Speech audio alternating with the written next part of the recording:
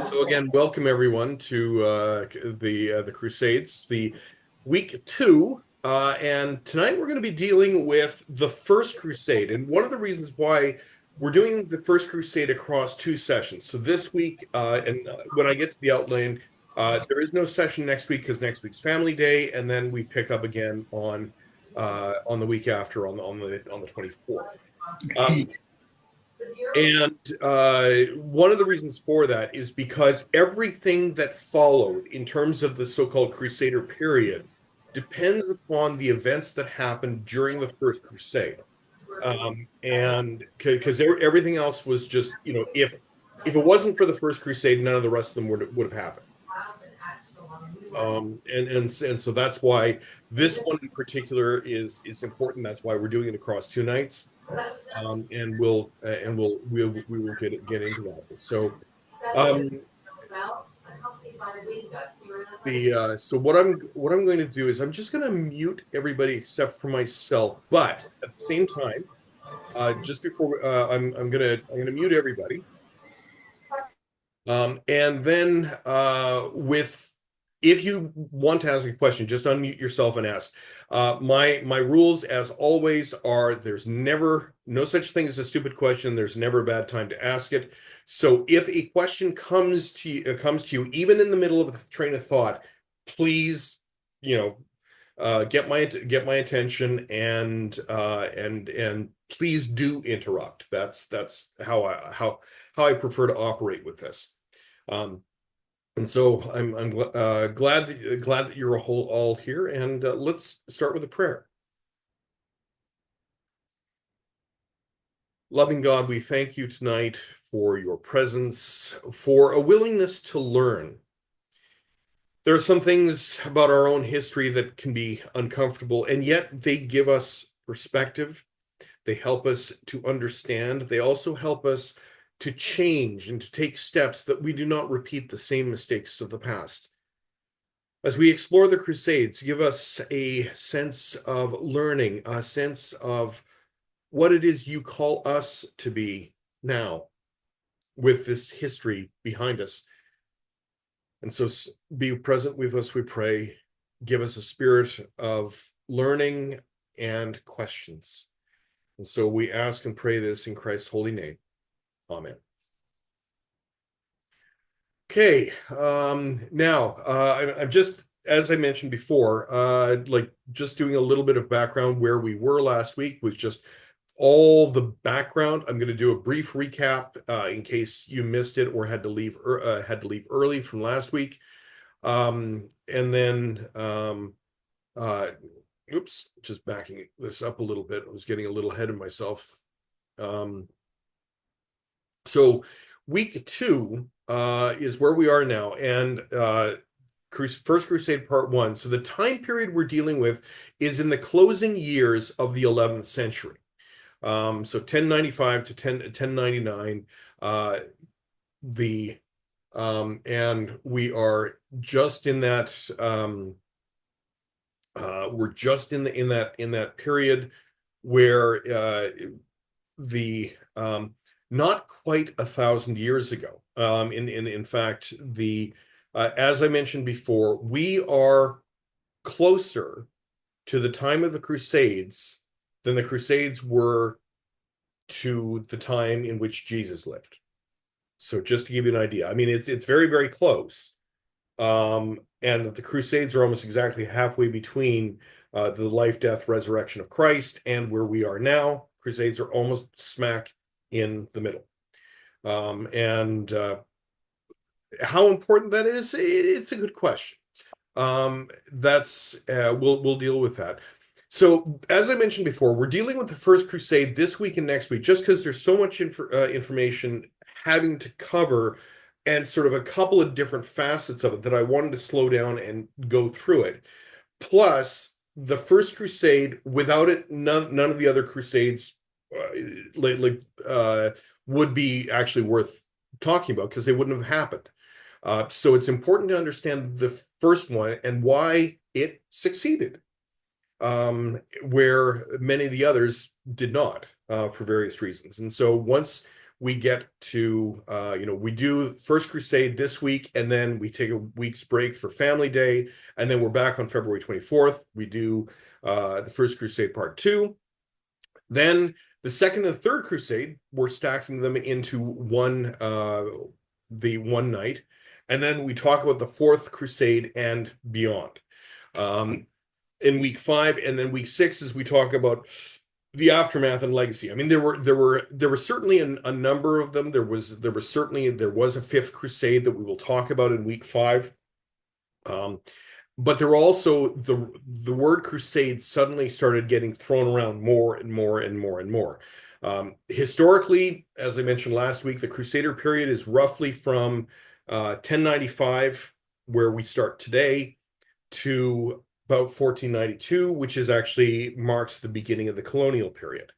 And that connection is actually somewhat intentional. I mean, it's an arbitrary number, but it does actually have some degree of relevance, and we'll talk about it then. So, whoops, I seem to have two of these for some reason. So I'm just gonna jump ahead. So with that, any questions about last week? I'm going to do a quick recap. In terms of reminding us that the historical definition for the Crusades is right here. It's the they are a series of specifically military campaigns in the Eastern Mediterranean involving Western European forces sanctioned by the Roman Catholic or what is called the Latin Church. The definition of Roman Catholic didn't really kind of solidify more until the later in time. And the express goal was to recover the Holy Land from Islamic rule, at least from the perspective of the Western powers that were involved with this. Now, one of the things is that this, as I mentioned before, the rough period here, as I've mentioned already, is that realistically we're dealing from the late 11th century, so roughly 1095 on through approximately 1492. But as far as anything happening in the Middle East, in the Eastern Mediterranean, 1291 was actually the end. So the end of the 13th century. So even though the Crusader period could arguably be up to 1492, realistically, as far as in and around the area of Jerusalem, it was decisively finished. Like it ended in 1291. But that's still a 200-year period. So we're still dealing with a significant part. So again, this is just a recap from last time, is that what you have here, and just showing on the screen, and I think I can draw on the screen here. So I'm just gonna try this. You have the Byzantine Empire here, and the Byzantine Empire, even though we call it the Byzantine Empire, it perceived and understood itself to be the continuation of the original Roman Empire, and particularly in light of both Constantine and Emperor Justinian in about during the 6th century, in terms of where it was. But by this time, by the 11th century, the Byzantine Empire had lost a considerable amount of its own territory. So it was only just in this, and there was feeling pressure, particularly from the east from this area here, and so that particular area made it, the dealing with everything that was happening in this area here was far more was much more of a challenge with that.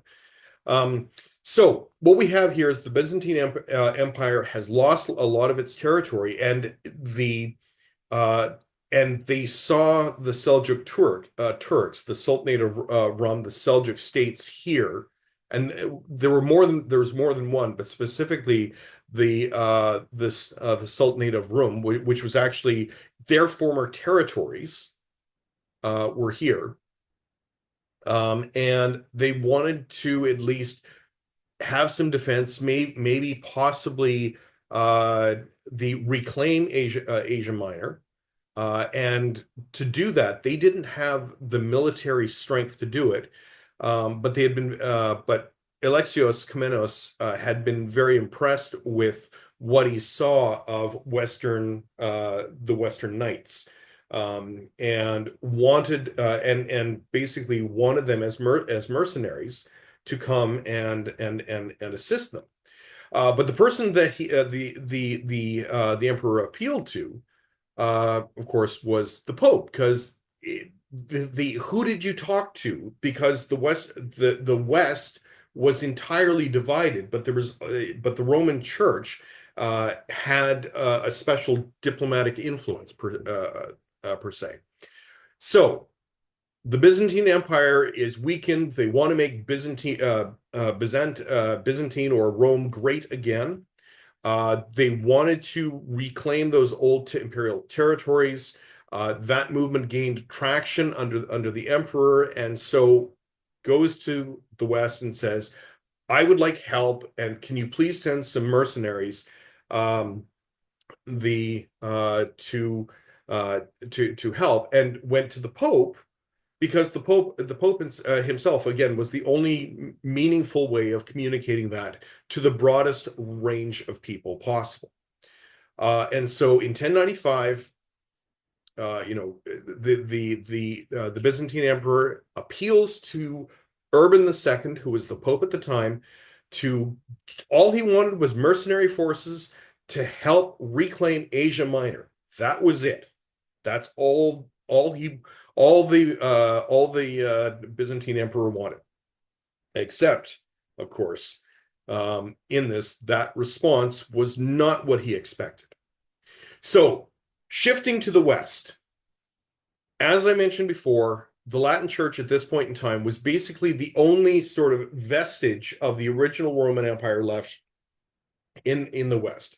You had these fragmented kingdoms that emerged out of the various Gothic and Viking tribes that had moved through Europe during the latter half of the first millennium.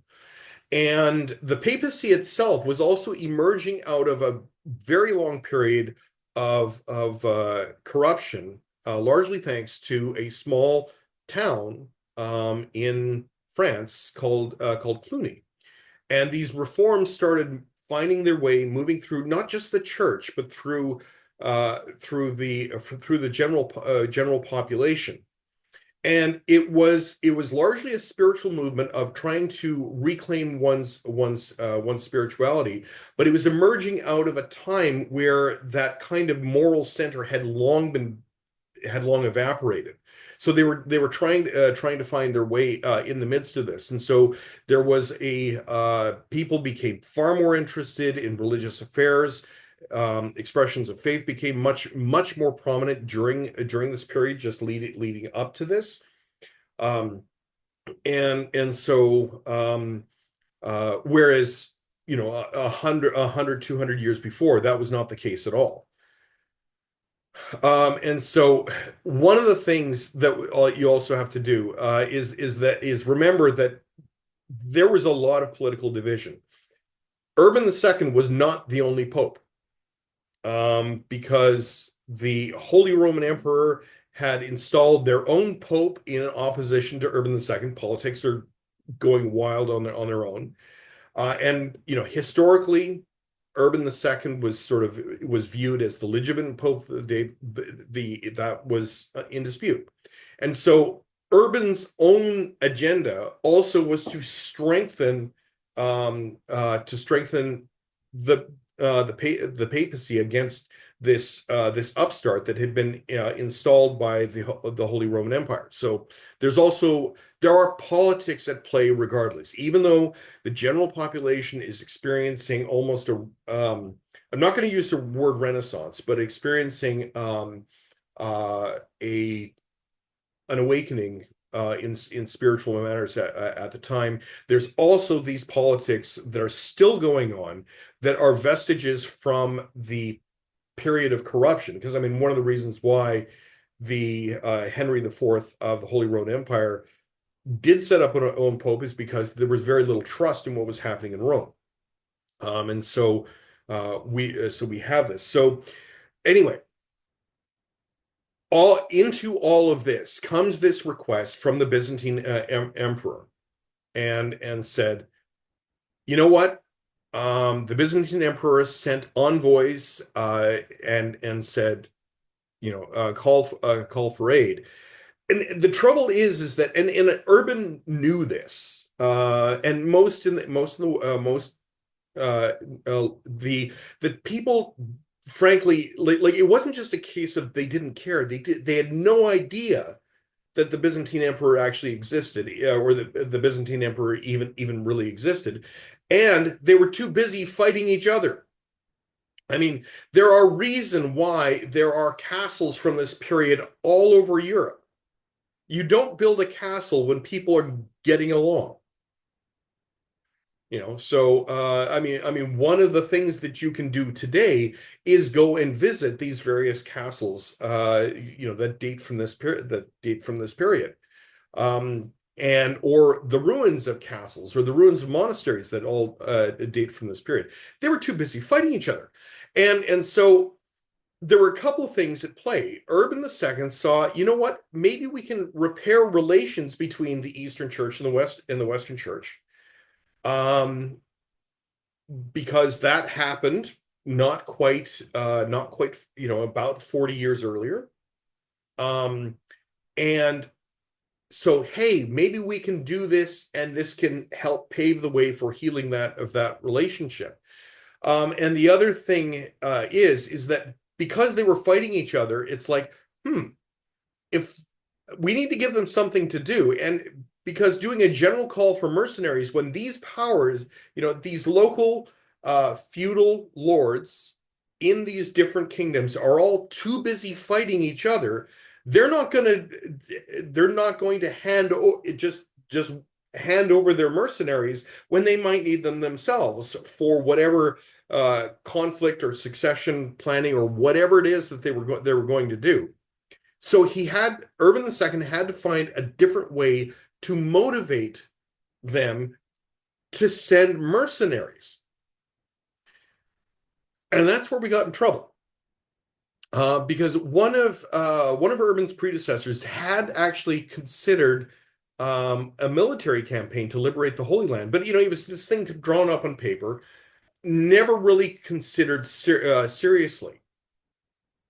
But it was on the record. It did exist. Gregory the Seventh had looked at this, and so what happened is that still using this and looking at this, Urban II, there was a council in Claremont in November of 1095.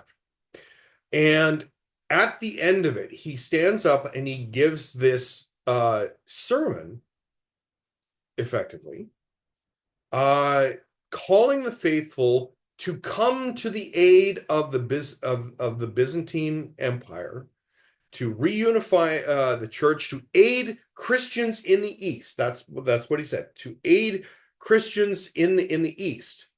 Now, there is a lot of information that isn't there, but supposedly at the very end of it all, this call comes and says, we are to help our fellow Christians in the East, and which for Urban, it's like, okay, we need to say, like, it isn't just going to Constantinople. It is like talked about going to Jerusalem. We're going to go to Jerusalem.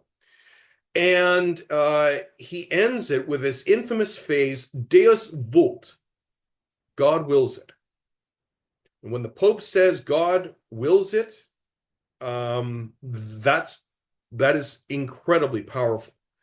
And so after this, coming to the aid of the East, things became more and more framed that the call was a campaign to liberate the church built over the tomb of Jesus in Jerusalem from the hands of the enemy, even though that is not anywhere close to what the Byzantine emperor asked.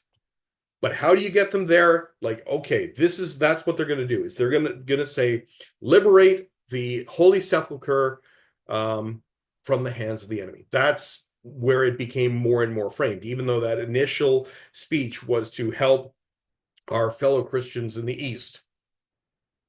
And so the call to crusade was there, and it entered into this social structure, which was an economic system that genuinely, the trouble is, entire economic systems are things that we find difficult to wrap our heads around because we're only in the framework of our own.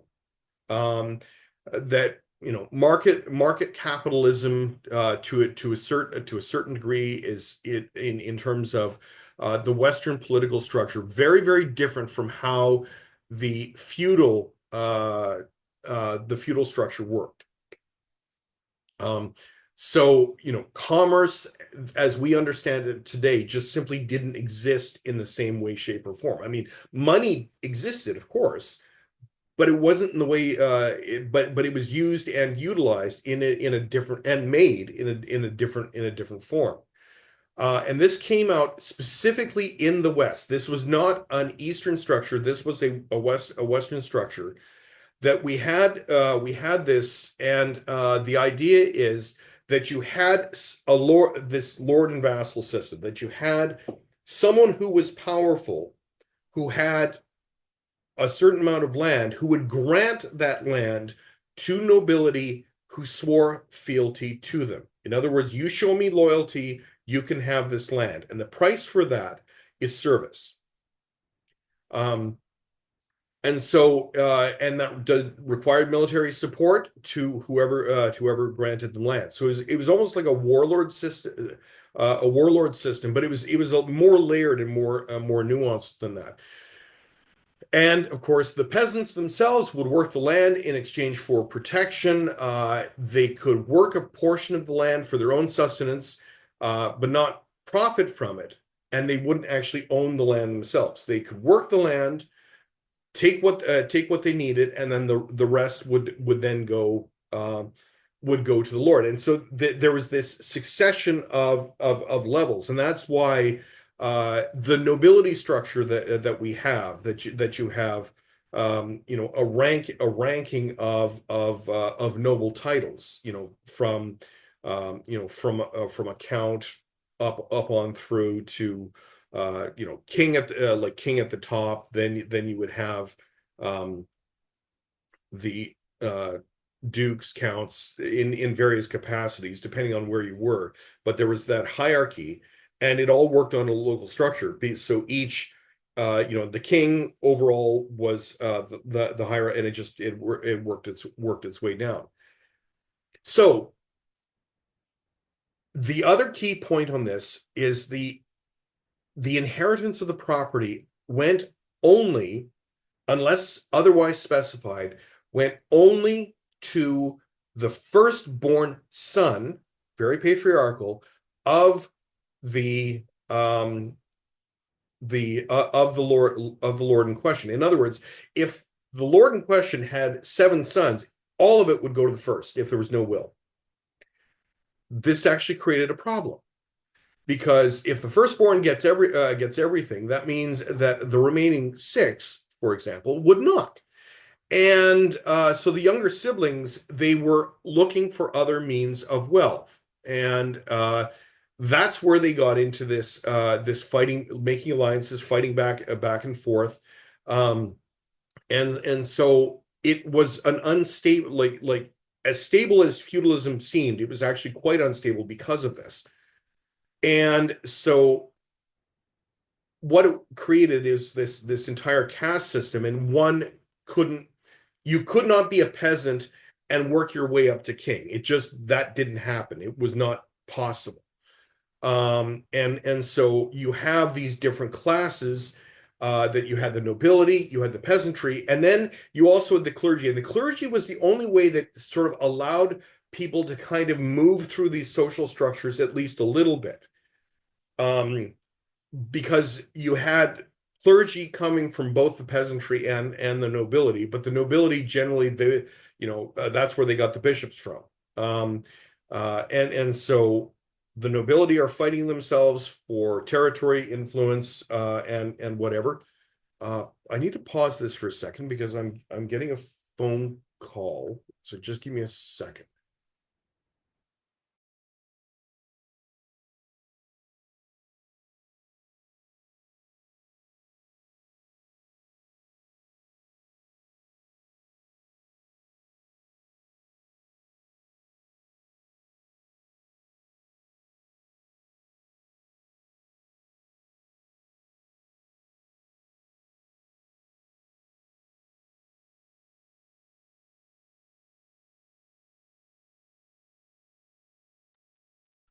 Sorry, that was actually a pastoral call. I'll get back to it.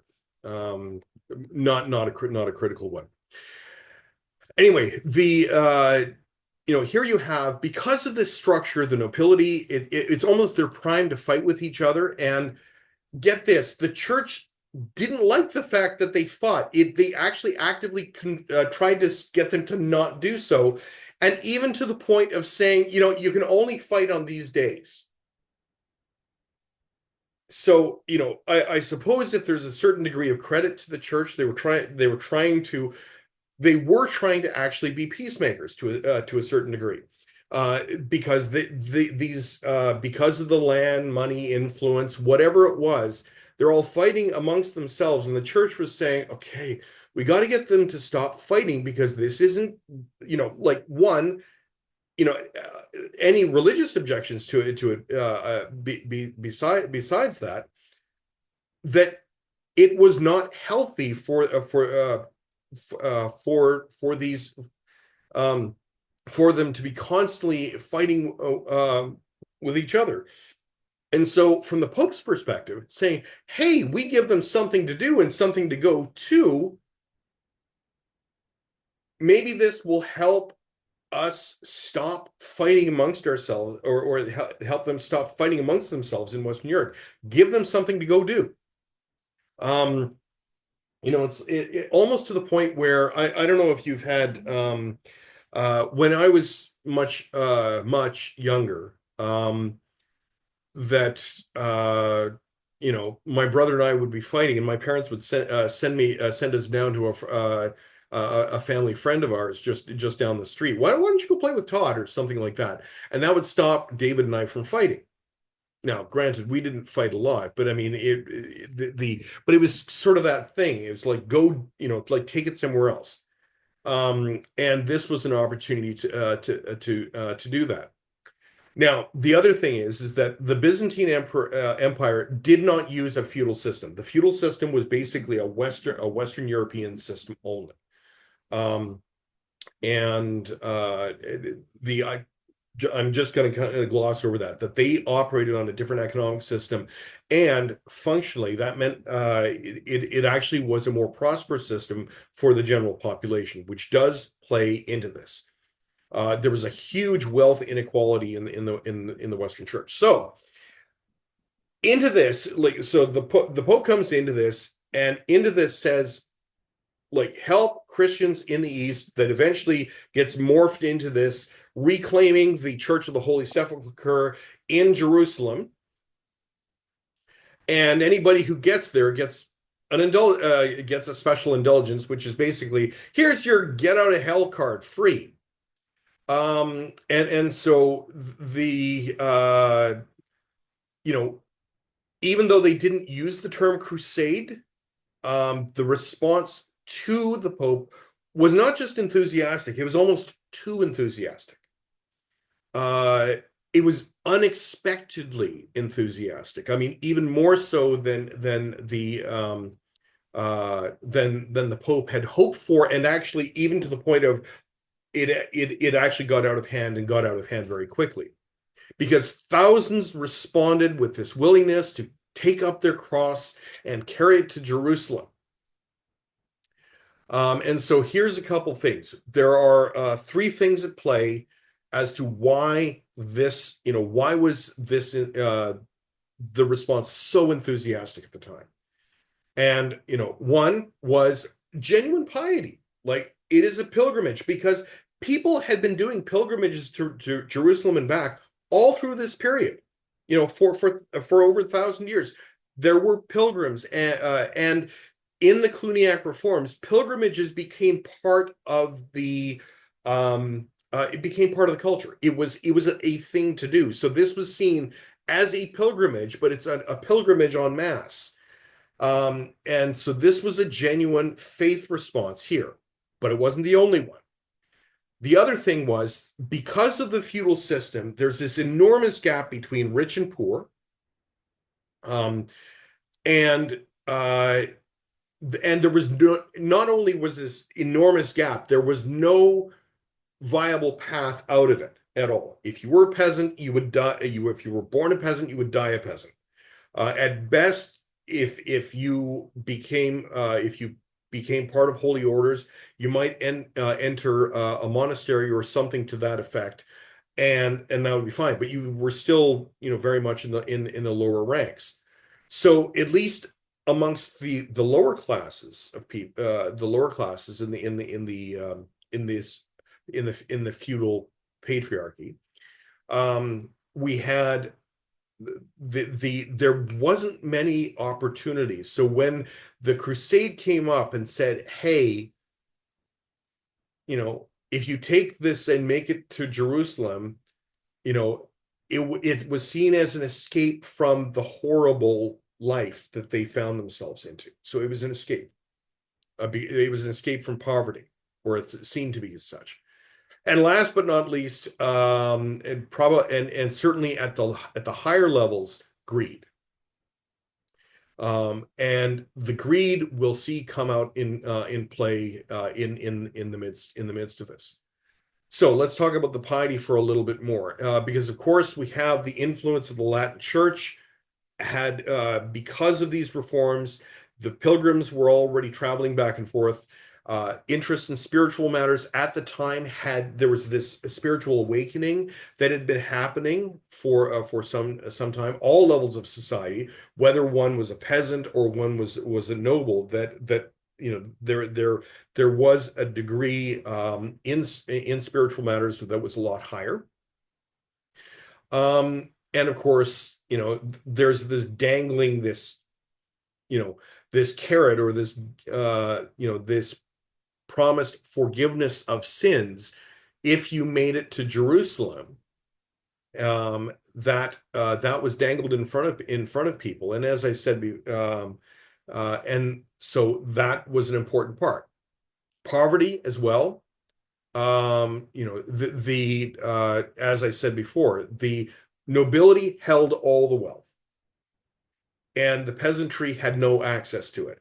They were granted land. They were granted land and granted safety. So there was a certain degree of stay on this land and work it, and we'll keep you safe. But they had no access to wealth of their own, and no access to moving or improving anything beyond what they experience. And so all the wealth is amongst the nobles. And so, when you tie this into piety, of course, a life of poverty as a peasant itself was already hell. And so any opportunity to get out of here, anywhere must be better than here. It would have been very, very inviting. And so to travel away from the hardships and whatever it is that they had to someplace new was also a strong motivation. So the piety and the poverty were very closely linked. The greed, on the other hand, was more in the upper ranks. Because of course, it was with the peasantry, but the nobility and the warrior class that chose up to take the cause, because many of them, the warrior class that joined us, were nobility, but they didn't have direct access because they were the second plus born within their own families. And so they didn't benefit from that primogeniture, and so had to strike out and find their own, make their own alliances. And of course, see, and the jealousy of that wealth, well, we've got to find it somewhere else. Um, so, and that's important. And because joining this military campaign, and by the way, the one piece that I've had, professional military soldiers, in a sense, didn't exist. When the way that you paid your army in military campaigns during this time period and during much of history, the paid professional army is a new thing. Okay. The way that you paid them is said, okay, go and take that town, and anything you loot, you get to keep. The word for that is plunder. Um, and so the opportunity to move and to plunder as they went meant an opportunity for wealth. And so greed also big factor in the middle of this. So everybody says, "Hey, great, yes, let's do it." And when are we going to go? Is the first thing. And of course, when you're planning a military campaign, God wills it, and there's this enthusiastic call. There still requires a time to plan a campaign, because moving that many people across a continent required time to gather resources, to be able to move them. All of that would take time. And so also keep in mind communication at this point in time, like we are communicating across something that this signal could potentially reach Australia like that. We could have people on here from Australia. In this period of time, the fastest that information could get from point A to point B was by horse. And so the call to crusade, it wasn't I can't remember how many. I don't think we know historically how many people were present when Urban the said the effectively issued the call to crusade, even though he didn't call it that at the time. It would take weeks for this to spread across Europe, and of course, things would be read, but word of mouth would get out, and so we have late November 1095, and this date that was set for the departure of the military campaign would be August of 1096. So 10 months later was probably the earliest that they were going to be able to gather and get people together. People who are going to go get their affairs in order, organize their troops, make all sorts of preparations for them to go, and get that all into place. Trouble is, not everybody got that memo, and this does create something that we're going to be talking about. Is that so into November, into winter, people aren't going anywhere, but they are starting to make preparations. And so in this process, in the spring, several different groups started across northern Europe, took up the idea, let's go liberate Jerusalem. Except they didn't get the memo that we're going to gather at these points in August of 1096, and they said, "Great, let's go," and they just kind of up and went. And for many of them, the peasants themselves, they just kind of more or less dropped their tools and started to go. And among them was a priest known as Peter the Hermit. Now, we don't know a whole lot about him, but he did whip up the enthusiasm for the crusade, or for a crusade, of let's go to Jerusalem, and basically was apparently a fierce preacher would and started traveling and gathering people to come with him to go. And so he started making these mobs of peasants and a number of what are called petty nobles, basically lower ranking nobles and knights. And this included, among this mob that Peter the Hermit made, and this is where that whole Monty Python thing that I told you about is starting to come into play. That it was just a mob of people. nobles, knights, but there were in the middle of this women, children, old, infirm, all saying, "Hey, let's go liberate Jerusalem." Like half of this group weren't capable.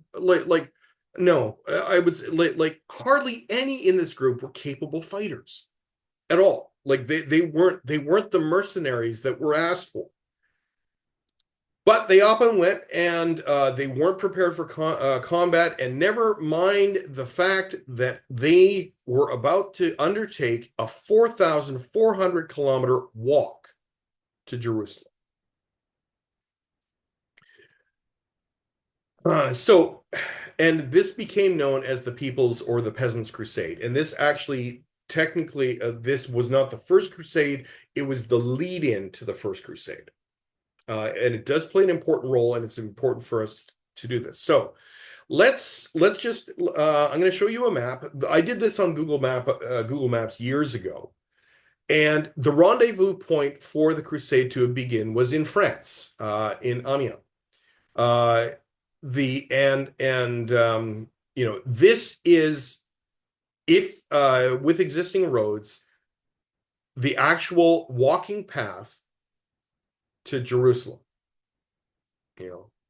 895 hours without breaks is and so 4,000, almost 4,400 kilometers walk. Now, I'm not sure about you, but that's a lot of steps to get in over a number of days. So the trouble is, okay, we have this map. We know what the world map. Generally, you ask anybody today approximately what the world, they can at least identify that. But then again, we also know that there are certain, like even though we have maps, there are many people who have no idea how to read it. Now, the most accurate map that existed at the time in Western Europe looked like this. This is a map. Okay. Do you think you could get to Jerusalem knowing that? So the and what you have Makes it seem closer. Hmm? It makes it seem closer. It does make it seem a lot closer, and actually that does play a factor. That's a very good point, Richard, that I hadn't thought about. But basically, you have Asia. And you know what? If you've ever seen those pictures of a pope or some religious figure holding a sphere that has this T inscription in it, that's the map of the world. And this is how what it looked like. You had Europe here and Africa here. Now, obviously, we read things on a northern rotation, but north is over here, east, south, and west. So broadly, Europe here, and Jerusalem supposedly is in the center of this, where the Mediterranean, the Red Sea, and the River Tanis meet. Now, that's kind of like, all right. Now, and I know that that is not an accurate map, even slightly, but that's the map they had. So where do we go? And it led to a problem. A big problem, because pilgrims had traveled to Jerusalem and back, and those who were educated did have a better idea where to go, and they could pay guides to take them through certain sections. But maps didn't exist as we have. So these first mobs who said, "Great, let's go," they just kind of up and went, and they had no idea where Jerusalem was. Not a clue at all. And this is really where the Monty Python stuff comes in, because as far as they were concerned, hey, that's got to be Jerusalem over there. And they would go and attack that town. Oh, this isn't it. It must be the next town. And they would just keep doing this as they went. And the trouble is that they like the next town over was still well in they were starting to do this before they even got out of France. And that had really dark consequences. In fact, in the middle of this, like in the Monty Python, the Holy Grail, there's this whole thing about the burning of the witch skit. it's kind of like that, but there's also the whole bring out your dead, or the just the insanity of it is what the People's Crusade was. But it was a prelude to what happened in the Crusade, and the thing is, a lot of the darkest parts of the Crusades can be attributed to what happened here, and it was mob rule, really, is what it was. Because of course, they didn't take into account things like, how do you feed an army? Well, let's all go to Jerusalem, and and God will provide manna in the desert. Not, off they went as a mob. How do you feed an army? Provisions, supplies. How do you do this? And because this was not well thought out at all, they just continued to pillage town after town, village after village as they went, because you know Jerusalem was just the next village over, the next town over. No idea where it was. And so, because this started to grow and grow and grow, the cities in the path of these mobs understandably were terrified. And because they would loot and pillage as they went, because they were hungry, and they were just taking food as they went on this righteous crusade, that they get to Jerusalem, God will forgive them. And unfortunately, in the middle of this, they started targeting a very specific group, and specifically Jews. And if you want to understand at least the Western, how, like the development of what would eventually evolve into the Holocaust in the 20th century, some of its origins can be traced to specifically this movement. Because in Rhineland, so between and the Rhineland is basically in what is the western part, eastern part of France, western part of Jerusalem, or sorry, the western part of Germany. So like not even out of Western Europe yet. These mobs started moving across eastward, and in the process, several Jewish communities were destroyed. And because the campaign itself was portrayed, or at least got portrayed by the time it got to these mobs, as a campaign against the unbeliever holding Jerusalem, these mobs started, targeting these strangers closer to home, namely Jewish populations. But also greed as motivation. The greed was motivation. Roman Catholic Church had banned usury, charging interest, as a practice, and so many Crusaders themselves went into debt to Jewish moneylenders who would provide them with money. And then what they did is basically they lent them money, and then they would turn around and target the very people who lent them money. Now, I do need to note, of course, there was an explicit prohibition of violence against Jewish communities at the time. This would change in certain areas, like, for example, during the Spanish Inquisition, in certain places. But at least at the time, there was a prohibition, but that didn't prevent people from doing it. So the unintended consequence of Urban's call to crusade gave license to for this anti-Semitism to really ramp up. And so a number of these different groups, and like these mobs that were moving eastward across Europe, were specifically targeting Jewish communities. And the most infamous of this was actually by a lesser noble by the name of Emico, Count Emico, and who was German, and very much influenced directly, that Peter the Hermit had directly influence over.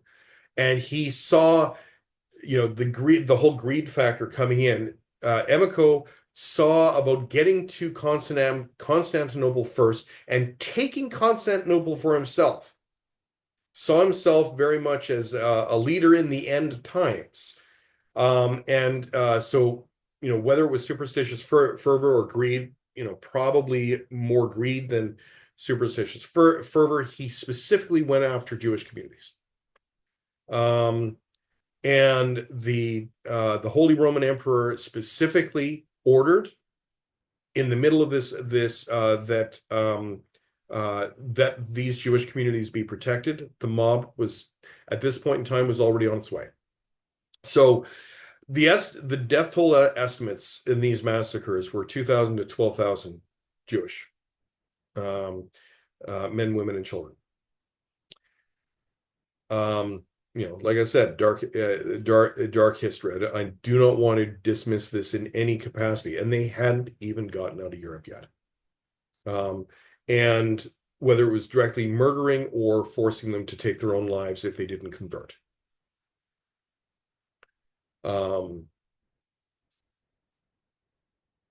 But the People's Crusade was a doomed movement. We're gonna follow this through because severe ignorance, superstition, disorganized, just a mob rampaging its way across Europe. And because they were hungry, they were very poorly educated, no idea where they were going, and they just basically they pillaged as they went to take up the supplies that they were using up that they didn't have. So for example, they attacked Belgrade, which the Serbian capital of the what is now in Serbia. Um, the and these are still under Christian forces that they attacked Belgrade, and they were confronted by troops from Niš, and they lost. Like the mob itself was enormous, and they lost about 10,000 of their own, and Count Emico, infamously there, he didn't even make it past Hungary. Tried to attack Mesberg. Like I said, they were just laying siege to every city that they come across, thinking it was Jerusalem. And quite often, these cities that were in the path just basically tried to buy them off and just keep sending them on the way. But occasionally, you would get these sieges that happened. Curiously enough, Peter the Hermit's mob actually made it to Constantinople. Amazingly, they actually made it to Constantinople. They arrived, arrived at the borders of the Byzantine emperor, ushered them through from Sofia, which is now in modern day Bulgaria, on July 2nd, and they arrived at Constantinople on August 1st. Thinking, and the Byzantine emperor at this point thinking, hey, these are the Crusader knights that are, or these, thinking of the mercenaries that are coming to help us out. Best guess, approximately 30,000 people, which, or 30,000 in Peter the Hermit's mob. And of course, it was a real shock to the Byzantine emperor. It was a real shock to the mob. Now, keep in mind, the initial plan, when they arrived, said, okay, now that you're here, you need to wait for the rest of the Crusaders who were still assembling in Europe. I mean, at least the emperor knew what was coming. Like there are others on the way, but this group you need to wait here until the rest of them get there, because the other group wasn't even going to start leaving until August, and it was August 1st that they get there. But unfortunately, because it was a different economic system that they're walking into, all of these desperately poor, this vast majority of desperately poor peasants in this mob look at all the wealth that they see around them, and seeing the wealth, the prosperity of the Byzantine emperor, which admittedly at this point in time is reduced, and they've never seen wealth like this. And immediately they start pillaging the countryside around Constantinople. And of course, it's like, I'm not going to have anything left before the rest of the military forces that are coming. So almost immediately said, all right, we need to get them on their way, and basically authorized um, ships to carry this mob of 30,000 across the Bosphorus Straits into Asia Minor and just set them on their way. Let them go. They can't be here. And so they arrive in Constantinople and said, wait here on August 1st. On August 6th is basically said, no, you need to go. So that it took only 5 days for them to just say, you need to go. And so the People's Crusade set foot into Turkish controlled territory on August 6th. And this is almost a week before the actual departure date from France at this point in time. And so the People's Crusade comes to this horrible end, not unjustified, because, as I mentioned, the Byzantine emperor had expected a well-armed group and not this mob that arrived when it did. And so just get them out, get them just send them over. And as soon as they arrived in Asia Minor, they started just pillaging villages all over the place. Peter the Hermit had long since lost control of the mob, and they were just spreading out over the countryside. And it was all falling apart. And the switching Monty Python movies over to the life of Brian, there's a point at which where Brian himself, somehow they think he's the Messiah, and they're running after him, and he's dropped a couple of things, and the two groups picked up things that he's dropped, and they split. And that's what's happening here. Is that this just mob is going off in their own leaders, their own different mobs, who then start attacking communities along the way. Some of the petty nobles are trying to establish bases to launch further attacks and the like. And they got to Nicomedia. Now, Nicomedia is not that far into Asia Minor at all. So just to give you an idea, here's Constantinople, here is Nicomedia. They only got that far. We're going to talk about Nicaea and Dorylaeum later, but Nicomedia, right here. They only get that far. And of course, at this point in time, inside the mob itself, they're trying to one-up each other. It's like, oh, you're cowards for wanting to wait for the rest of the forces. Let's go on to Jerusalem. We'll claim it for ourselves. We'll get there first. And so some Normans who were part of this, like there was in this mob, there were Normans, there were Germans, and they're setting up, they're doing their own raids, getting communities, and trying to set up a raiding base.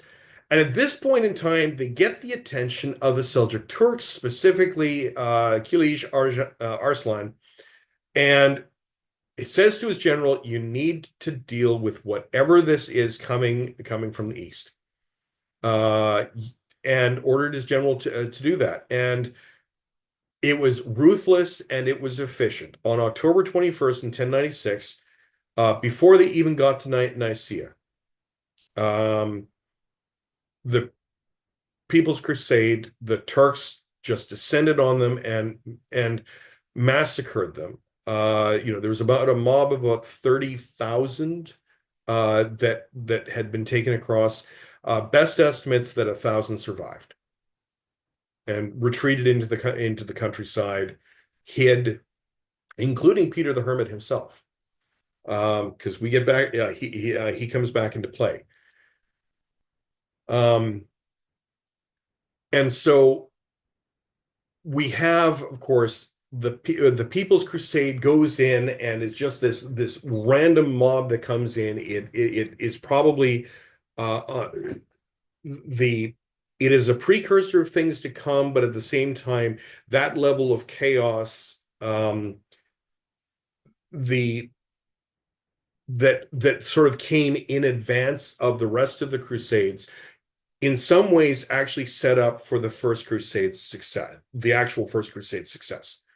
Um, and so, because the People's Crusade was this untrained mob of people, some military trained, but men, women, like women, children, old, infirm, also being part of this. Who many, of course, this didn't make it.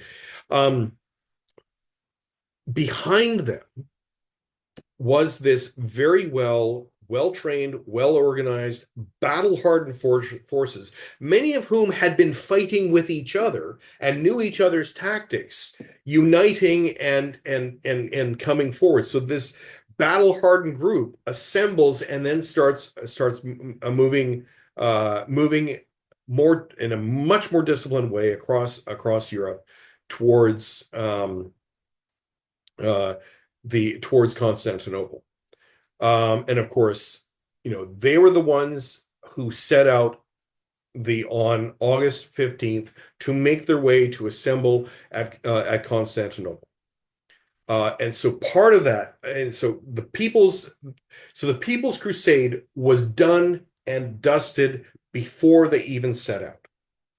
So now we have in the group that followed, we have forces from the Holy Roman Empire. We have forces from northern France. We have forces from southern France. We have Norman forces, specifically Norman Italian forces, but also, and this is how they came. Whoops. So you can see these different points that there wasn't necessarily a single rendezvous. The rendezvous point was Constantinople, but this yellow line is where the groups from southern France. We had northern France. Then we have the ones that came through the Holy Roman Empire is in green. We have the Normans in Italy moving their way their way through, all eventually moving and coming and rendezvousing in Constantinople. And this is what the Byzantine emperor was looking for. Among these, we have the leadership.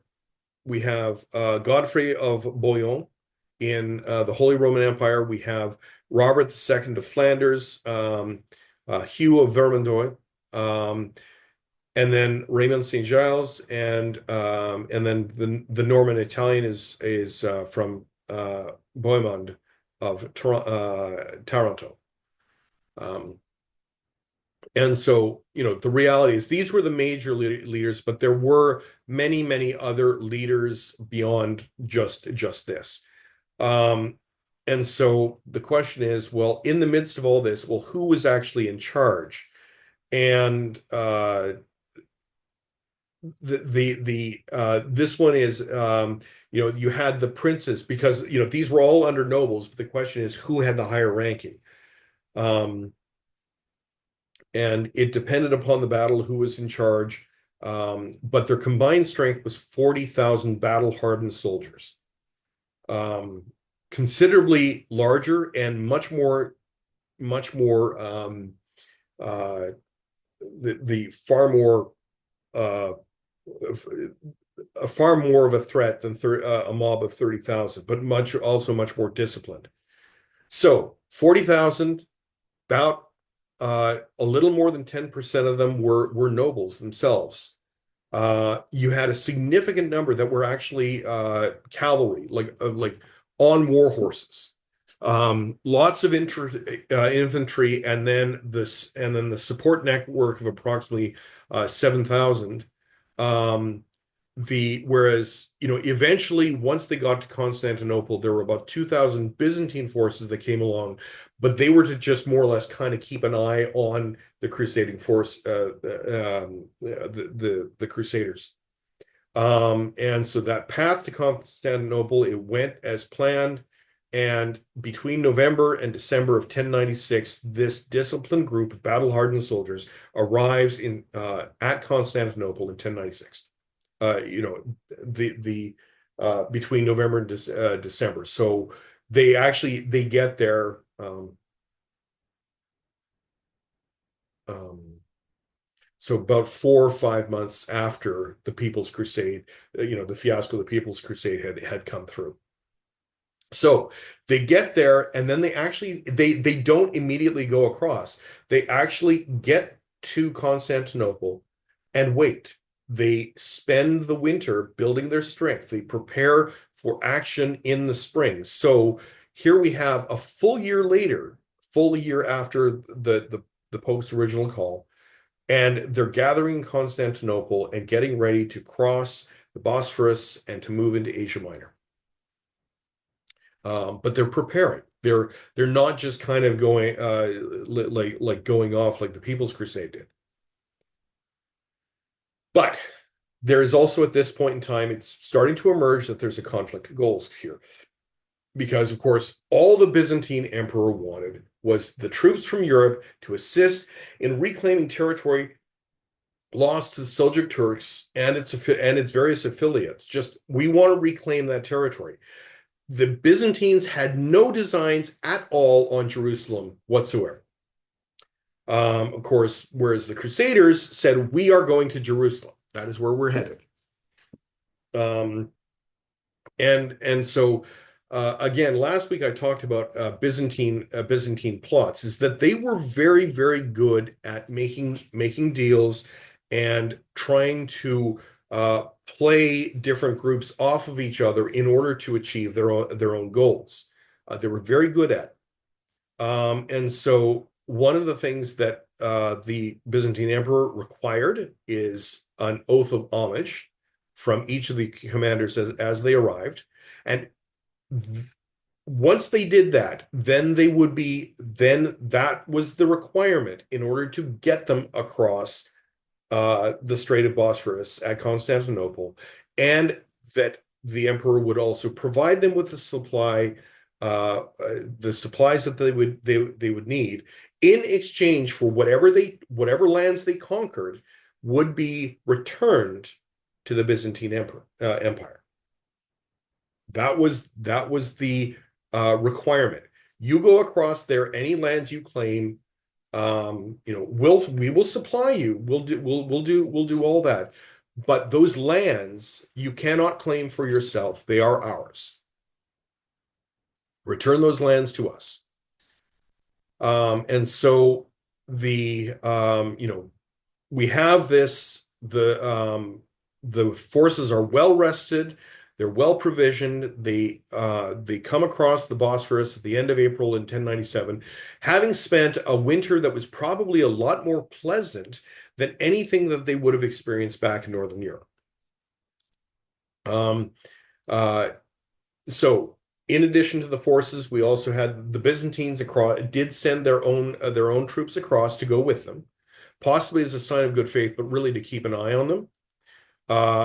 And then no sooner had they crossed this is that Peter the Hermit, along with about 1,000 of the surviving remnant of the People's Crusade, also joined them at that point in time.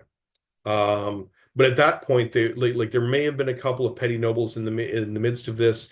Most of them were just survivors and peasants who more or less had just kind of gone to ground after the Seljuk Turks had massacred them. And they started to make their way to Nicaea, and arrived there on May 6th and began to lay siege on May 14th. Now, one of the things we're going to get into this. You've probably all heard the term siege. What a siege is, and siege is usually you come up to if cities at this point in time, all of them were fortified. All of them had these large walls around to keep raiders and larger forces out.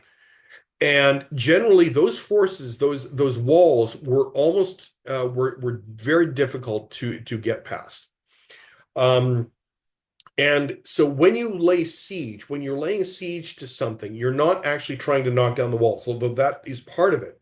What you're trying to do is to starve them out, like outlast their provisions, like prevent any provisions and create such hardship inside that they surrender. That is what a siege, how a siege works.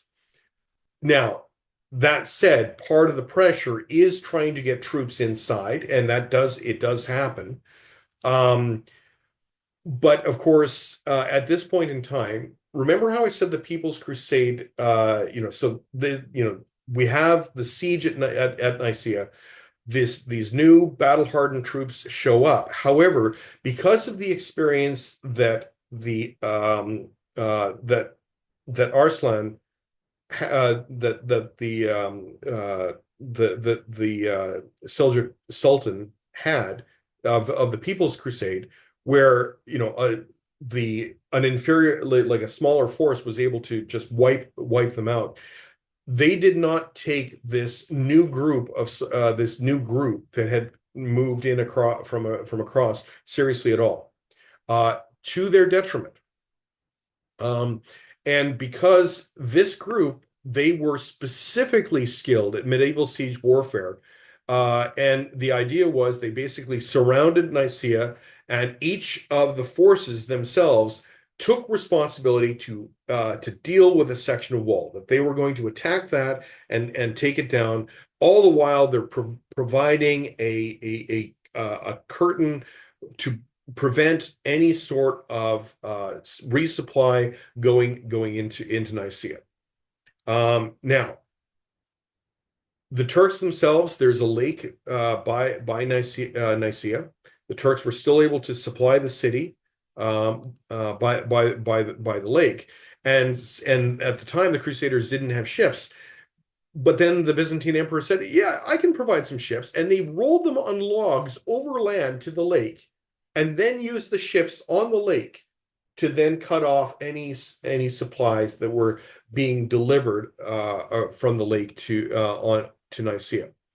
And also in the midst of this, talk about Byzantine plots, is that the Byzantines in the middle of this also were able to get envoys inside Nicaea, and they negotiated terms of surrender without necessarily letting the Crusaders know that's what they were doing. And so when the ships arrived in June, just 2 days later, Nicaea surrenders. So the walls themselves were never actually breached. And so immediately, when they surrendered to the Byzantines, not to the Crusaders.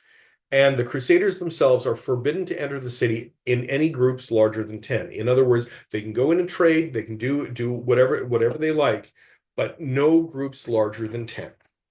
Um, and so the Byzantines basically, working their diplomatic magic, are doing what they can. And they said they provided them with gifts and rewards from the siege. Thank you for doing this. But of course, the way that you paid an army at this point in time, at least in the West, is that you let people take plunder for themselves.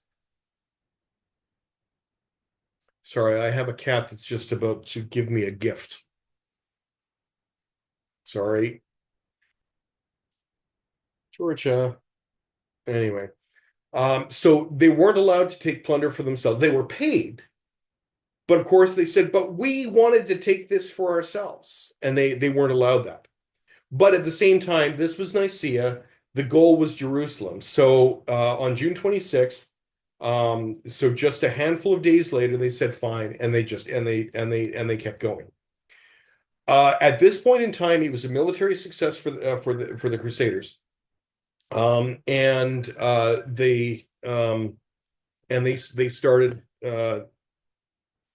they started going out. Sorry.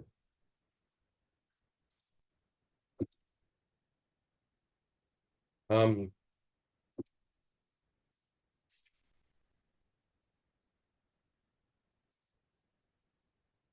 there we go. but then they continued on to not that far from Nicaea, a place called Dorylaeum, and this is as far as we're going tonight.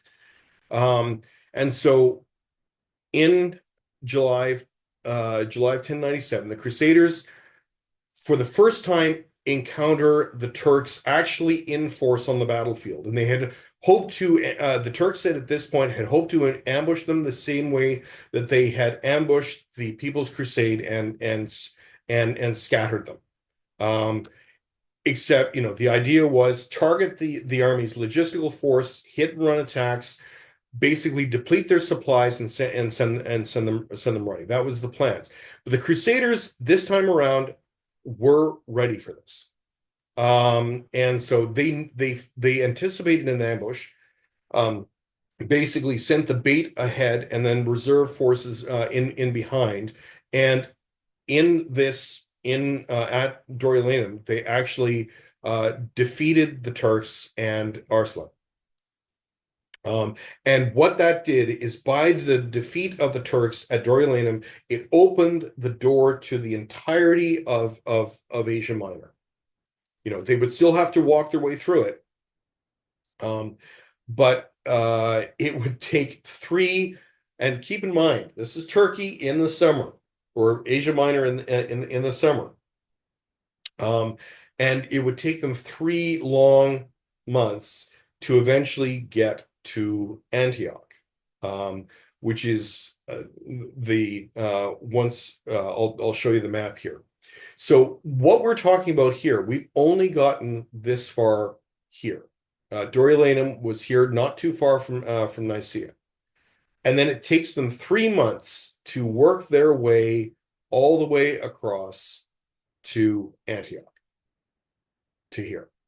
Now, and so that's where we're going to be getting into this, because next week we talk about the part two of the Crusade, of what happens during this the rest of this walk, because you might think, okay, well, everything's cleared to Jerusalem. No, it gets interesting along the whole way.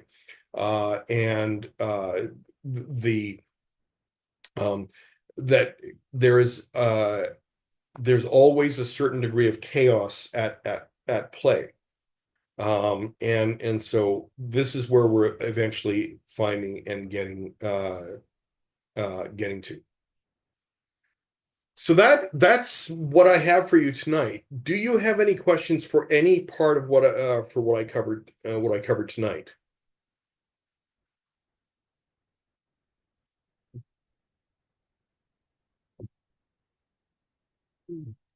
So the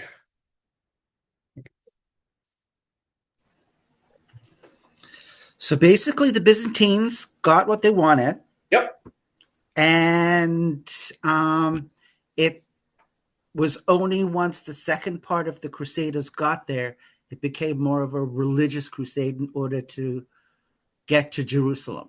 Well, you see, Because the People's Crusade was just a big mess of rioters yeah. that wanted to pillage, and they started from where they came from, Mhm. which shows a level of ignorance and stupidity, and they Yeah. just basically carried that right the way through to the end. Yeah, pretty much. And the thing is, I mean, this, like, as far as the Byzantines were concerned, yeah, they got what at this point in time, they pretty much got what they almost got what they wanted at this point. I mean, we like basically anything up to Antioch, they kind of follow in behind. We're going to talk about more, but yes, things are going the way they wanted it to at this point in time. But the trouble is, the Byzantine emperor didn't account for the whole motivation behind this, and I mean, the People's Crusade itself um, was the manifestation of the mob mentality But it of that. wasn't religious, because all they were really after was what they could plunder. Yeah, I mean, there was definitely, like there was a certain, among that mob, there were certainly ones that, like, we need to get to Jerusalem. there were many that there were certainly I would say a sizable contingent. We are going to Jerusalem and we're going to get there, but everybody who came along for the ride had different motivations. Particularly the ones that were plundering and pillaging the countryside. Greed, and of course just straight up ignorance because they had no idea where Jerusalem was. I mean, the fact that they actually got to Constantinople floors me, honestly. You know, Well, considering the map, but as you look at the whole thing, I'm trying to mentally get it in my head where the religious aspect mm, truly became an actual war. Because so far, I'm aware that the Muslims were still just as dysfunctional as the Christians were in yep, getting it all together. yep, And for as stupid and as crazy as all that was, it still was about property, land, riches, and wealth. yep, The religious aspect and motivation, I don't know that the Muslims had that. They were just trying to protect what they had. yeah, Whereas and the Crusaders at a point became, okay, no, we're going to move you out because we want this piece of the Holy Land. right. Okay, so I'm good up to that specific point. Yeah, and I mean, as we start moving into that, I mean, we like do keep in mind that the there's a Latin phrase called casus belli. In other words, the cause of belligerence or the cause of war. And but there's also another factor is how do you motivate a group to go? And the People's Crusade was an example of the religious motivation going amok.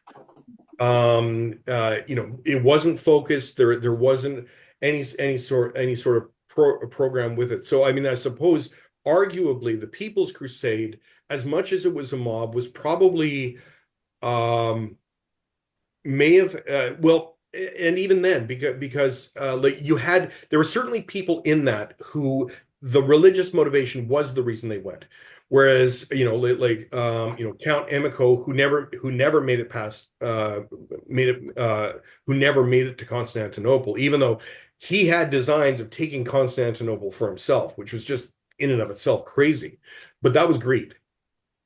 And just about what can I plunder was a big part of that. And when you have people who themselves are basically motivated by a starving group of people moving across Europe, um in this mob of about 30,000 people. So, a population about like this moving city of about a third the size of Nanaimo is moving across Europe at a time where the population of Europe was nowhere near the size that it is today. I don't have it at my fingertips in terms of what the estimates, the overall estimated population of Europe was. I mean, the if it was, the entire population of the Roman Empire at its height was about 30 to 40 million people, if I remember, or it might have been as high as 150 million. I need to look that up. um, but you have this moving city of starving people, really moving across, having no idea where they're going, and um they're just and moving, and some have that religious motivation. Peter the Hermit clearly did, but he lost control of the mob. I think even I would say Peter the Hermit himself probably lost control of the mob even before they got to Constantinople. He certainly had completely lost it by the time they crossed the Bosphorus. Um, and so I also don't think he deserves the title of Peter mm, the Hermit. yeah. Because I don't believe he was. No, no. Like when you're hermits don't lead a mob of 30,000 people, but that's historically that's the name that we have. Mhm. So Um, I'm Cheryl. a question. Yeah. So these people are all on foot. Hmm. they're hungry and starving. They have nothing. Yes. They're going from village to village in groups of 1,000, Or in thousands, yes. thousands. And you said because they're hungry, they're pillaging. Yes. So they're pillaging like farmlands and to get food to Yep. eat. They're pillaging like farmlands. Oh, someone has cattle, they'd kill the cattle, eat the cattle, if they happen to cross people who had gold, they take that, because that's, pillaging and plundering. But That's what they do. it's not like they had a horse and cart that they can put Well, I things well, wealth that like they can sell. oh yeah, I mean, some of them were, had their own livestock. They had carts and oxen, and the lesser nobles themselves did have, had some provisions and supplies themselves, but they largely kept those to themselves. But there were carts and caravans. Like it wasn't just a mob of people completely on foot. There were it wasn't like the wagon trains of in that we have these stories of in terms of the colonization process of North America. But they would have they would have had carts and oxen and things like that. But the vast majority were on foot walking themselves. So and so collectively is like if someone had a cart, they said, okay, we're just going to kind of pile the stuff here. But quite often it was a case of pillaging. I am hungry. I'm hungry now. They'll take it and just eat whatever they had at the time. And unfortunately left a lot of things in ruin on the way on the way through.